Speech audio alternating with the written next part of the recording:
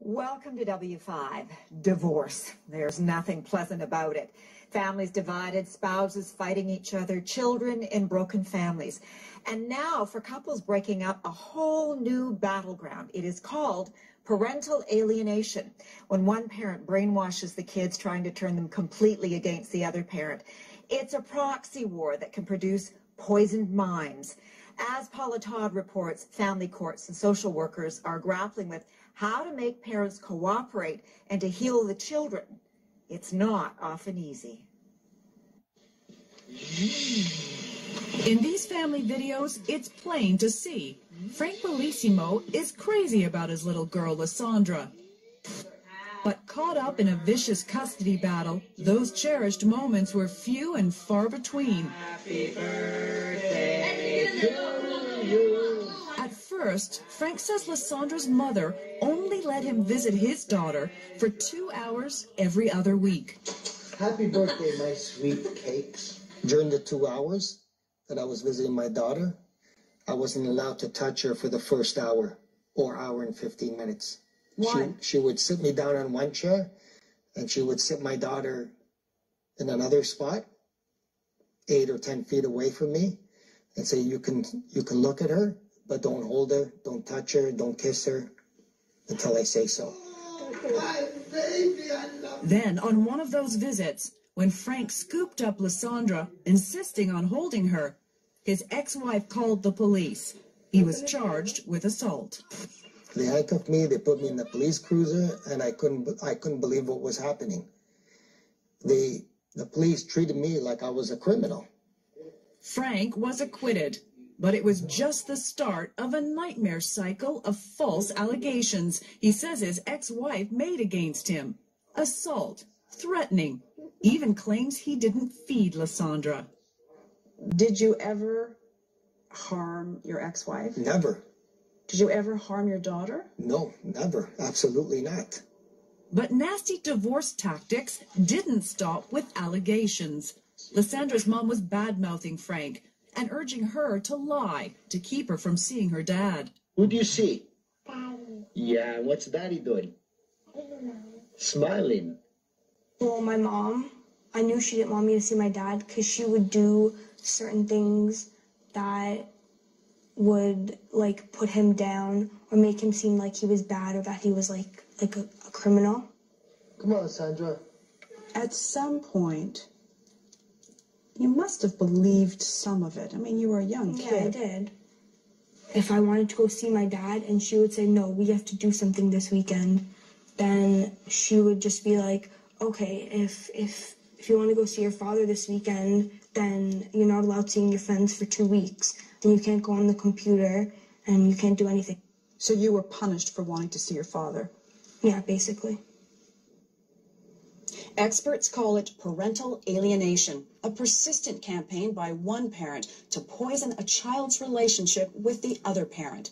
Bad-mouthing, lying, preventing visits, even punishing a child for showing the other parent any affection. In extreme cases, an alienating parent can actually convince a child to reject the other parent altogether. It's child abuse. Have you ever had a child who'd been the victim of parental alienation that you... Child psychologist Marty Mackay considers Frank and Lysandra a textbook example of parental alienation. Lysandra came to see her for a year. In this recent assessment, Mackay writes, I had concluded your mother was attempting to alienate you from your father and had attempted to involve me and other persons and agencies in assisting her in confirming accusations against your father.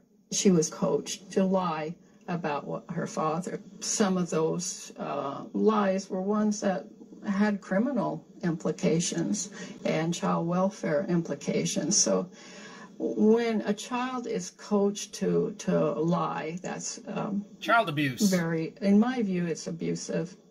But Lysandra grew up, started thinking for herself, and at 13, announced to her mother that she wanted to live with her dad and her baby stepbrother. She said, okay, you can move in with him, but you can't take any of your clothes.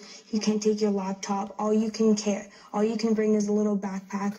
So what I had to do like, the only thing she would let me do is I had to put on all my clothes. So I put on, like, 5 layers of pants and, like, 10 layers of sweaters and shirts. And I could just bring a backpack of, like, some of my stuff. And that's all she would let me do. And I also brought, like, my cat. I had to carry it all to the end of, like, the street. And it's a long street because he's not allowed to come to our house. So I had to walk all the way there, like, with my cat in my hand and, like, 10 layers of clothing on. And, yeah. Now, at 14, Lysandra is living at her father's, doing all the usual teenage things. On her laptop, hanging out with friends. But now, it's her mum she doesn't see. W5 contacted Lysandra's mother, who turned down an on-camera interview, claiming this is headed to court and insisting that she is the parent who's being alienated. And do you feel that what your mom did was alienate you from your father? Yeah, I do. What do you think about a young person like you being put in a situation like that? I think it's just unbelievable. I think every child should have the option to go see their mother or father and have a healthy relationship with them. Across the country, in Vancouver, another parent knows the pain of alienation. Pamela Richardson's marriage dissolved when her little boy Dash was a toddler. He was a delight.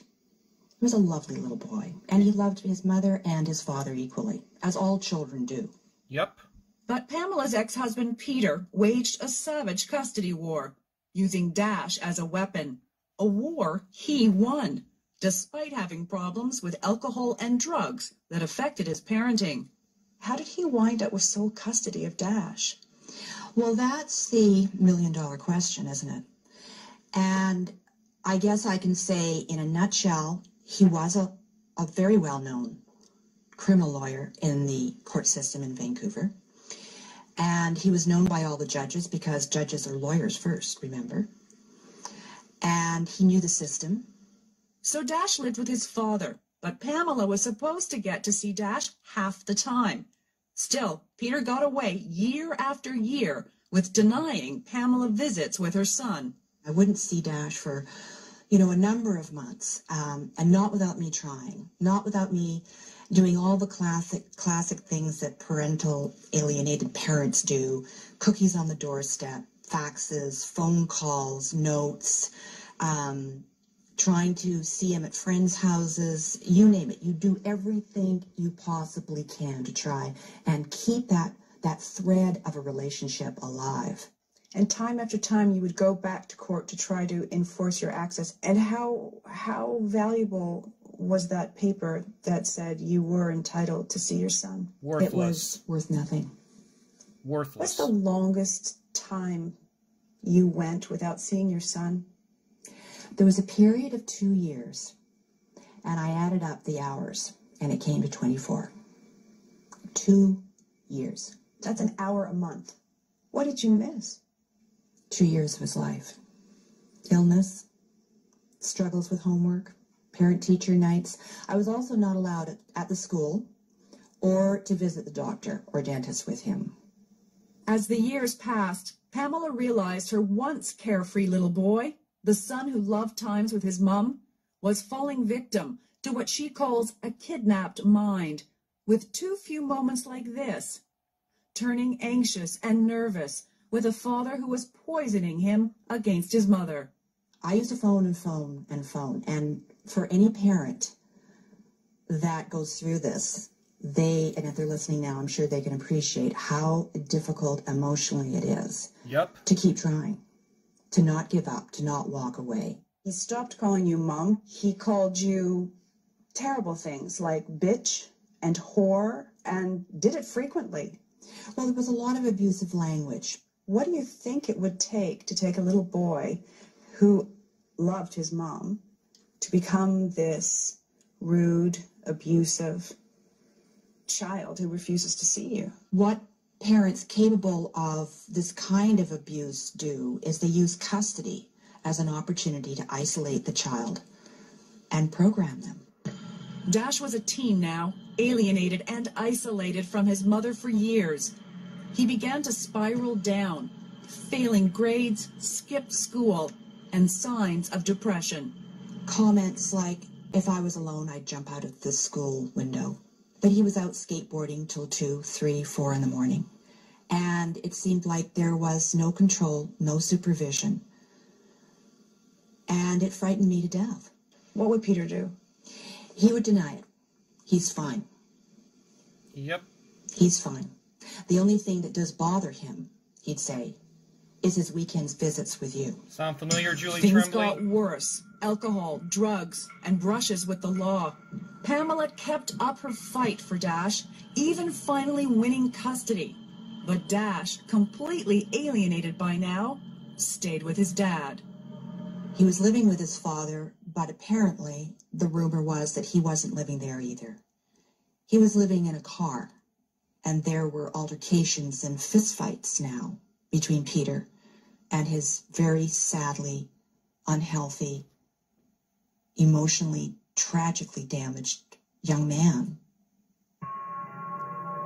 On January the 1st, 2001, the once joyful little boy came here to the Granville Bridge in Vancouver in the middle of the night. And at the age of 16, jumped, arms widespread, to his death. Did he leave any sort of a note? No. He felt very alone. And he was alone. And he was alone when he died.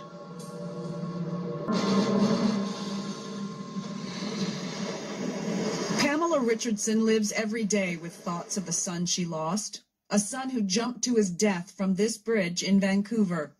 You never recover from any child dying. Dash took his own life after years of emotional abuse, the victim of parental alienation, a campaign by his father Peter to turn him against his mother in a battle over custody. One thing I did know is that I'd given it everything I had. And more. So there was no guilt. No guilt, but motivation to save other children from the same tragic fate. So Pamela wrote a book, and she wants the family court system to take notice and start doing something about cases of alienated children like Dash. This is extreme. And this was something that was in the courts many, many times. They had an opportunity to do something, and they didn't. Order all rise. But at least this one judge in Toronto, Family Court Justice Harvey Brownstone, does pay attention. First matter's ready, Your Honor. And often, he doesn't like what he hears from feuding parents. While there may be some therapeutic benefits to coming to court and venting and telling a judge how much you were hurt by the other parent's infidelities or bad conduct, at the end of the day, we're looking at parenting capacity, parenting skills. We need to look at how couples are going to reinvent themselves from ex-partners to co-parents. In family court disputes, legally, the child has the rights and parents have obligations. Yep. Period. But Brownstone says there are too many cases of battling parents who think and act like it's the other way around. He warns there could be a price to pay. Parents who are on a campaign to destroy the child's relationship with the other parent could lose custody. And in extreme cases, courts have changed custody to the other parent. So Brownstone wrote a book, too, about the legal tug-of-war that sticks children in the middle. A tug-of-war that can have deadly consequences. This is real. This is child abuse. Yep. And the risk of letting this continue is what? More deaths. Tragedy is too often the end of the story for children in high-conflict custody battles. But now, south of the border here in Boston, Massachusetts, 2 Harvard-trained psychologists are trying a radical new method to rehabilitate warring parents, all in the hopes of writing a happier ending for kids caught in the crossfire of divorce. If we do this as a model, people are going to be coming to Boston for it. Psychologists Robin Deutsch and Peggy Ward turned their decades of experience with custody cases into an inspired plan. They took over this summer camp in Vermont for a week and brought bad-mouthing, alienating parents together with their kids, hoping to teach them how to parent after divorce. We knew that if we couldn't bring the whole family together, that we couldn't really make progress. Kids do best when both parents are involved in their life. That is the message people come away with. And if we can do anything to keep our child out of the middle of our conflict, our child will do much better. Well, what it's so painful is that your mom and dad get separated, and they don't like each other, but you like both, and it's kind of like a contest who you like better. I feel that there's no challenge. You love each parent equally. And you do, don't you? Yes, I do. Lysandra Bellissimo, who still lives every day with the sting of alienation, wishes more warring parents would get that message. Like, it's not worth putting your kid through that. I don't think anyone should want to put their kid through the pain that, like, I've been through or many other kids have been through. So, I think they should, like, stop and get help. By the way, those two psychologists in Boston hope to offer their camp for divorced families across the United States and are also talking with experts in Canada to set up a divorce camp here.